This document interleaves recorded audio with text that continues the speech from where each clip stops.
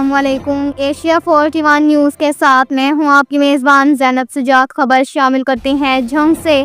ہمارے bureau chief Rana محمد شاہد کے مطابق حضرت امیر عبدالقدیر ابان شیخ سلسلہ نقشبندیہ اویسیہ اور سربراہ تنظیم الاخوان پاکستان کی چکوال آمد پر اہلیان چکوال، دوست احباب اور احباب سلسلہ نے والہانہ استقبال کیا۔ حضرت شیخ المکرم کو چکوال آمد پر پھولوں کے گلدستے پیش کیے گئے اور پھولوں کے ہار بھی پہنائے گئے اور ہر طبقہ فکر کے لوگوں نے حضرت کی گاڑی پر پھولوں کی پتیاں نچھاور کی۔ حضرت امیر عبدالقدیر ابان نے استقبال کرنے والوں سے گاڑی سے اتر کر مصافحہ کیا۔ تمام احباب نے حضرت جی کو اپنے درمیان پا کر انتہائی خوشی کا اظہار کیا۔ استقبال کرنے والوں میں قاضی عمیر عزیز، ملک حفیظ، انجم محمد ارشد، صدر الاخوان راولپنڈی ڈویژنل اور امجد ابان سیکرٹری اطلاع تنظیم الاخوان پاکستان کے علاوہ کئی افراد نے شرکت کی۔ انہوں نے خانپور میں ابان برادری کی ایک نجی محفل میں گفتگو کرتے ہوئے کہا کہ کوئی محفل جو اللہ اور اللہ کے حبیب صلی اللہ علیہ وآلہ وسلم کے ذکر کے بغیر ہو، روز محشر اس کے بارے میں سخت سوال ہوگا۔ آپ صلی اللہ علیہ وآلہ وسلم کی ذات مجسم رحمت ہے اور یہ واحد در ہے جو تمام نیک اعمال کے لیے یہاں سے رہنمائی لینا ضروری ہے۔ یاد رکھیں، اللہ کی مخلوق میں انسان کو اشرف المخلوقات بنایا، سب اولاد آدم ہیں۔ یہ ذات اور برادریوں کی تقسیم اللہ کریم نے مختلف دنیاوی امور کی سر انجام دہی کے لیے بنائی ہے۔ اللہ کے نزدیک وہی محبوب اور محترم ہے جو تقوی کے لحاظ سے بہتر ہے۔ ابان قوم کی نسبت حضرت علی سے ہے۔ ابان کا مطلب مددگار ہے۔ ہمارا قبیلہ جہاں انفرادی طور پر مثبت کردار ادا کر رہا ہے، ہم ملک و قوم کی سلامتی اور ترقی کے لیے بھی اپنا ایسا کردار ادا کریں کہ جیسا ہمارے اجداد نے ملک و قوم اور دین کی سربلندی کے لیے اپنے خون اور جانوں کے نذرانے دے کر ادا کیا۔